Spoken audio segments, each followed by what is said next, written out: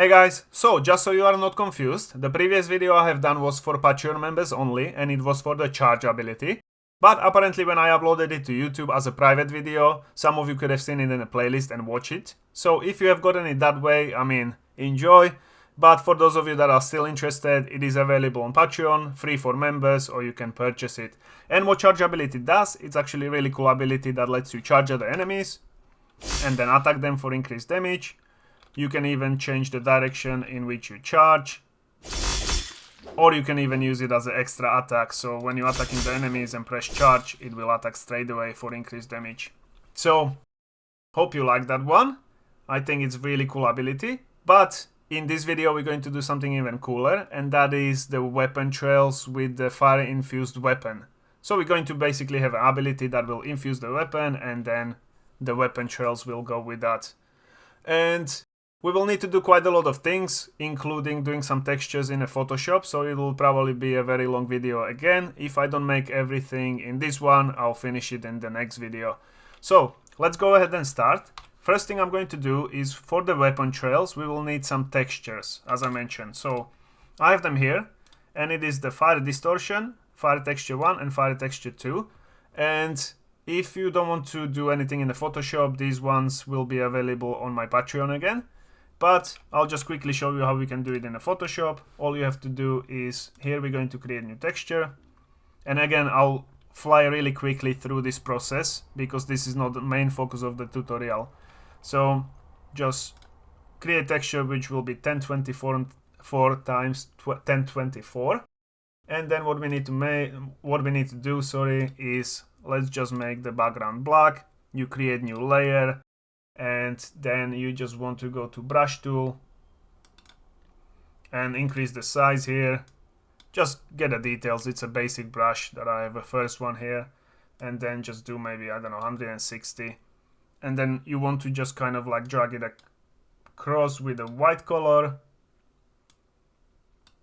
and then you want to do some here and maybe one on the bottom like that. Just bit maybe, and just a little bit like that. And then after brush, you go to under paint bucket. You do have this tool which is a smudge tool, so select the smudge tool, and we're going to, this one is set to like 74. I'm going to do like 70. And what you want to do is kind of drag from the corners and make it inside. So we're making a flame texture from this. Okay, so we want to kind of like drag it towards one side. You can even drag it out and then in. And you want to do it on all parts of this texture.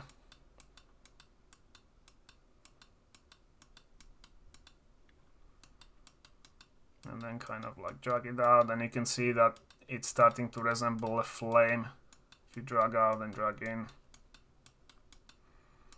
So it's very simple, and just make it flame like this, and this will be your fire texture. You can also make this smaller and then like fine tune it by doing like a smaller version into it, okay?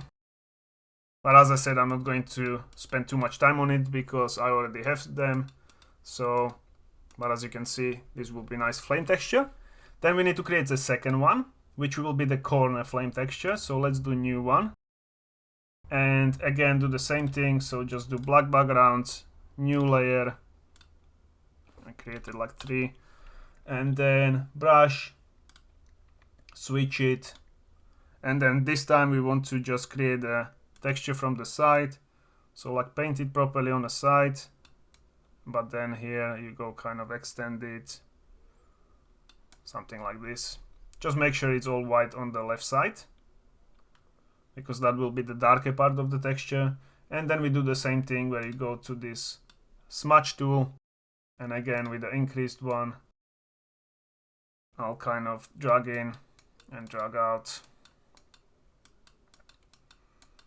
to make it into flame.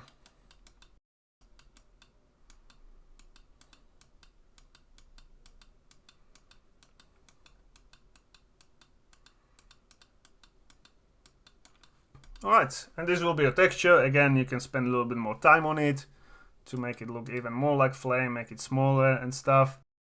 And then third one, what we need to do is kind of distortion. And for this, we need to go to filter, and in render, you're going to add clouds. And then for this one, we're just going to filter again and go to filter gallery. And here we're going to do this paint dots. And here just increase the size of it so it's like smudgy. Also, there is some distortion textures in the Unreal by default, and some of them can be usable. It is just better if you know how to create your one. So if you press OK, this is basically the texture. You don't have to really do anything. And then export it to Unreal. And so save it as a PNG and then import it. As I said, I have already done so. So in my project, I have it here. But first, we're not going to use this. First, we're going to create the material for the weapon infusion. So we want to have a flame around the weapon. So let's go to third person, materials. We're going to right click, create new material. And this one will be fire infusion. Fire weapon infusion. Do you know what? This one actually doesn't need to be called fire. So this one will be weapon infusion material, because later on we can make different ones from it, even poison and stuff. So open it up, and here we want to change this to surface, unlit, and translucent. So we only got these inputs, and then again we're going to create particle color. I'm not going to explain all the nodes because most of you won't probably even remember. Unless you're really good with materials, it is quite difficult to figure out. This is kind of like mixed from the AI engines, what I made. So what we want to do is from the particle color multiply. So to get the multiply, you can press M on a keyboard and click. Then we need to drag out or like do texture sample. So search for texture sample. And here we're not going to use any of them that we made, but we're just going to search for noise. And you have some different noise textures here. There is some low-res blurred noise. So I haven't added any noise textures, but this is, I'm guessing it's by default. If you don't have it, just find some different noise. And we want to go from RGB input to second multiply, and that will go to emissive color. And then we also want to do lerp. So lerp, linear interpolate, and connect the RGB again, but this time it will go to B. Alpha we will leave at 0. And then from the alpha we need to do radial, gradient, exponential. We will connect it to this alpha here. Sorry, this one was meant to be A is 0, alpha we will change. And then from here we're going to do texture coordinates, and we're going to connect it to UVs.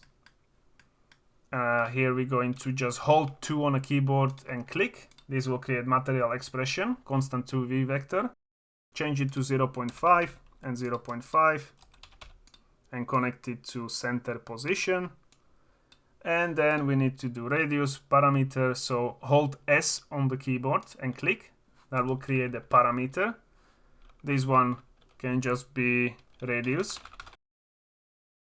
And we're going to change it to 0.25.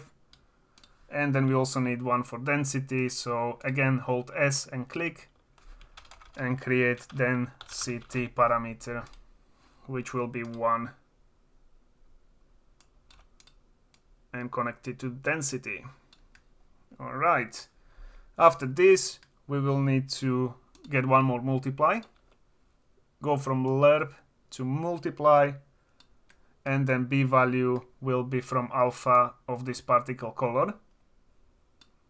And then we need to do depth fade. Depth fade, move this, and we connect the multiply to opacity. And fade distance will be 100, and we connect it to opacity. And now we do have really faint material, apply it, and this will be perfect for actually just doing the fire distortion, like fire, what is it? Just fire around the weapon. Niagara system. So apply save. It doesn't look like much now, but it will actually look a little bit better after. So now what we want to do is actually create Niagara system for weapon infusion. So again, let's go to effects, right click, create Niagara system.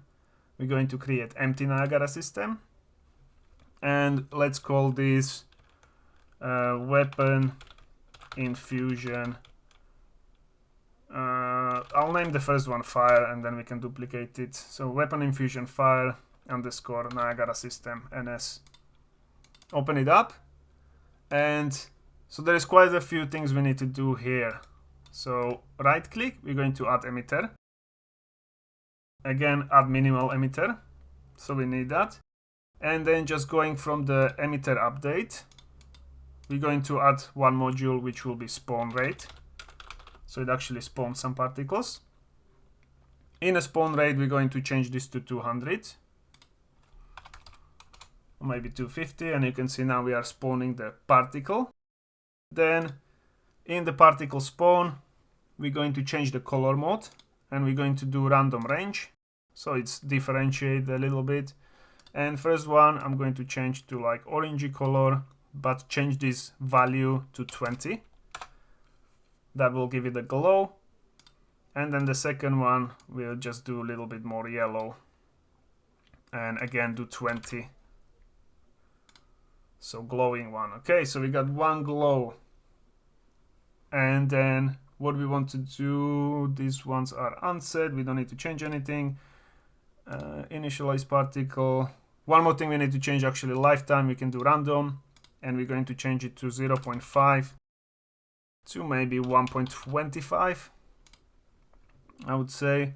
Then we need to add a shape location, because we want to have a shape of a weapon. So best thing for that would be in the particle spawn, we're going to add shape location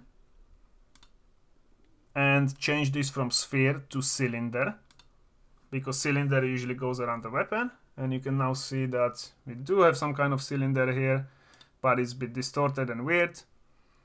Before we do anything in the sprite renderer, we can change that for the material that we created, which is weapon infusion. Weapon infusion. Alright, and that looks a little bit more like fire. But now in the shape location, in the cylinder, we need to do this cylinder height. That will be the length of our weapon. So we will pass it manually as a variable. So next to it, click on make. And we're going to read from new user parameter, which will basically give us a variable to control it here in the user parameters. So you got parameters and user parameters. And if you play with the length, you can do 150, and it will change the 150, but the radius is massive, so radius should be only like 10. And you can see now we got kind of a cylinder that can be around the weapon. So radius, leave it at 10, and then cylinder height will be changing depending on length of the weapon. So if it's 200, it will be large weapon, and it will engulf it. So after we have done that, distribution is the same, transform. So transform here, we need to actually transform it into local space. But that's not done here, that's done in the properties, I think. Yes, so click on the properties and select this local space. And that will actually make it stay on the weapon, be attached on the weapon, and not fly off when you're like running or something. So local space. And then what else we're missing? And then we also want to scale the color. So in the particle update, let's do scale color. And for scale color, we're going to do RBG and alpha separately. But here on the scale alpha, we're going to just click on here, and then do float from curve. And just leave it by default. Or we can select these 2 points. And right click and do auto, which will make it a little bit smoother. Alright, and that way it is basically scaling it down as the particles live. Alright, so they're getting a little bit smaller. So that way it's like fire going out. So this is good enough. In the sprite renderer, what else can we change? These are particles, none, automatic, this is all the same. I think I'm forgetting something, but I don't know what it is.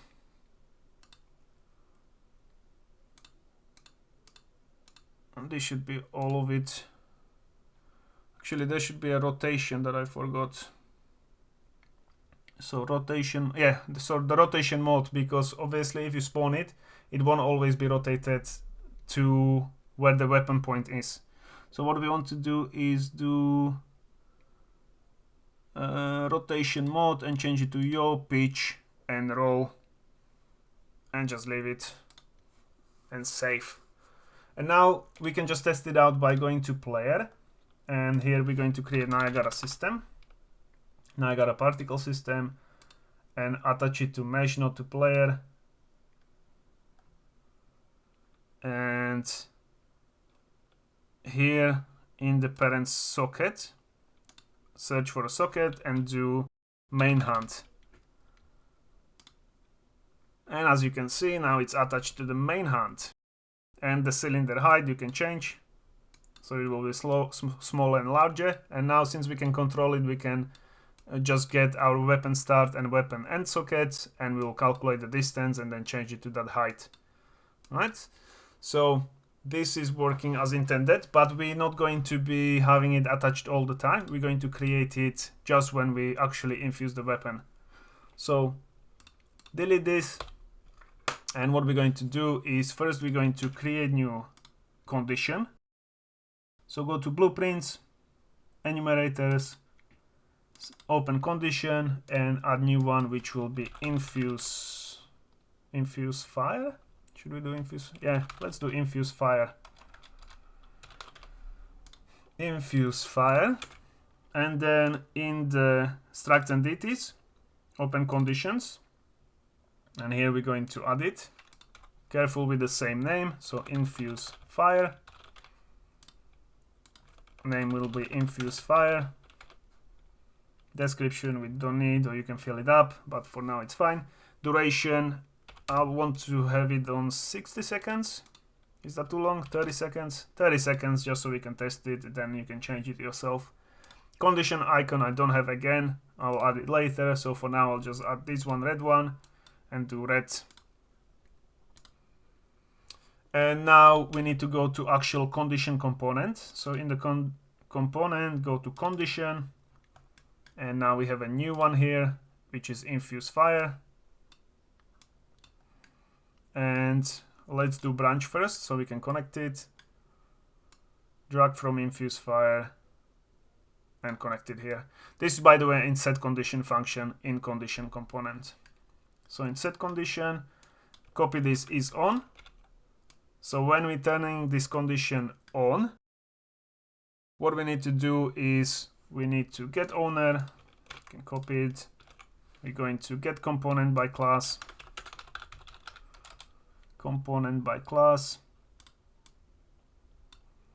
and this one will be combat component.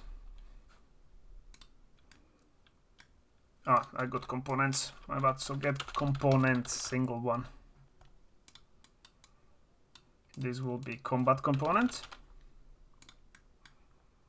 And from there we're going to have a variables as well for the main hunt and off hunt, but we don't need it now just yet. But no, actually we do need it. Sorry, what am I saying? I'm just confusing it with the weapon trails. So for this one, what we need to do is let's do spawn system attached. And we need to attach it to the actual main hunt. So from component by class, combat component, get main hunt. And from there, we're going to get weapon start. So main hunt is the reference of the weapon that we have currently equipped. We will get weapon start, which is the starting socket of which we created for line trace. So that's where the weapon starts, and we're going to attach it to that component. And Attach point name we don't need. Location and rotation you don't need, but we need to change the... Actually, for this one we don't. Yeah, just leave keep relative offset. And then we need to promote this to a variable. And this one will be fire infusion. I think it will be better to create variable for each infusion, so later if you do poison infusion or lightning or something, maybe the different variable would be good, but I think they shouldn't overlap, so if we have one we will cancel out the other, but that's for later videos, not for now. But now what we want to do is we need to set the variable of the cylinder height that we set, and we do that by going from the fire infusion. We're going to set Niagara particle variable, and this one will be float, not by string. Just scroll up and go on set Niagara variable float, and here we need to get the name of that variable, so we have it in weapon infusion and it's this cylinder height. Right click, rename, rename. I'll remove the space and then just copy it as it is. It needs to be the same name, otherwise it won't find the variable. And copy it here, paste it here. So cylinder height. And the value that we need to get is we need to also get weapon start. And then we need to get world location. Get world location as well. So we got two locations of weapon start socket and weapon end. This is the same one, sorry. So weapon end, get weapon end, and get those locations. And we're going to do distance vector, which will give us distance in float between those two weapon points. And that is the length of the Niagara system that we want to set, so this will be directly in value. So now on false, we want to get this fire infusion, and we just want to check, so right click, convert to validated get, if it's alive, so if it's valid. And if it is valid, we're going to destroy component from here, destroy component. So now what happens is when we apply the condition, so we can do it with the potion, with the spell, with anything of infusing the fire. We're going to actually infuse our weapon with fire. It will find the correct location and everything else, and then infuse it. Compile and save, and we can test it out just directly in the player by going to just event graph somewhere. Down here I got testing buttons, so I'm going to, I think it's add condition. Conditions BPI and add condition. Okay, this doesn't let me, so get the conditions component and add condition, create condition. Yeah, add condition message. No, that's not the one. Create condition. That's the one. Okay, so create condition, and we'll select infuse fire.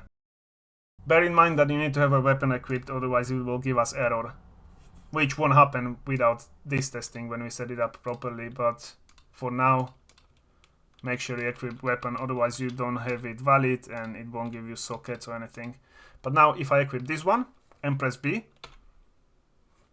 nothing happens because I probably didn't set Niagara system, did I?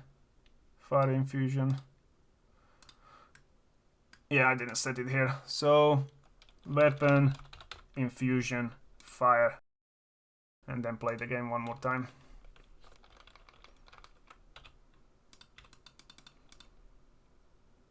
Alright, press B, and there we go. But as you can see, it's very small, so it's not giving us the correct height of the thing. So what we need to do is let's go to weapon infusion, and I think I screwed up the alpha on the location. Let me just check the other project quickly. Where are we? Shape location. Oh yeah, alpha needs to be 0. because this needs to be the midpoint of the weapon start, so it needs to be 0. And now it should work, hopefully. Let's see. Equip the weapon, press B. Oh no, it's still very small. Let me see if I don't set it. If I don't set this cylinder height. What you don't like? I don't like this. Plate. By default we should have hit set to 130, so it should be longer. But it's still very short. Okay, I just checked and I think I just messed up on the weapon infusion when we renamed this variable, because then it probably doesn't match because it's not reacting to anything. So what we can do is right click, delete, or let's remove it. Click on this arrow next to circle, next to this cylinder height. And we're going to right click, delete it. And then let's create it again. So next to height, click and make read from new user parameter cylinder height. By default I'm going to make it, I don't know, 100 is fine, which is 1 meter. But then rename, copy, and let's go to condition and add it here. So it should be with a space. I think that's what the problem was. Compile and save. And now if I play the game and go to weapon, press B, there we go, and we got it infused with fire. Right, so that's working fine. Obviously, if you wanted different material, you can play with the materials. You know, you can change the noise as well. It will change the texture quite a lot. So in this material that we created here, you can change this noise or do a custom one, and it will, you know, it will give you a different effect, or you can change the color. You can also play with a little bit of like maybe giving it velocity that will actually move outside and stuff, but I like it as it is because it's quite bright and sharp and everything, or like blurry, not sharp. So now we have done that. So now this video is almost half an hour, so I will leave it here and I will set up the weapon trails for fire in the next video. So we'll actually have a nice weapon trail to go with it, same as in the preview. And yeah, so hope you like this one, and I'll see you in the next. Bye!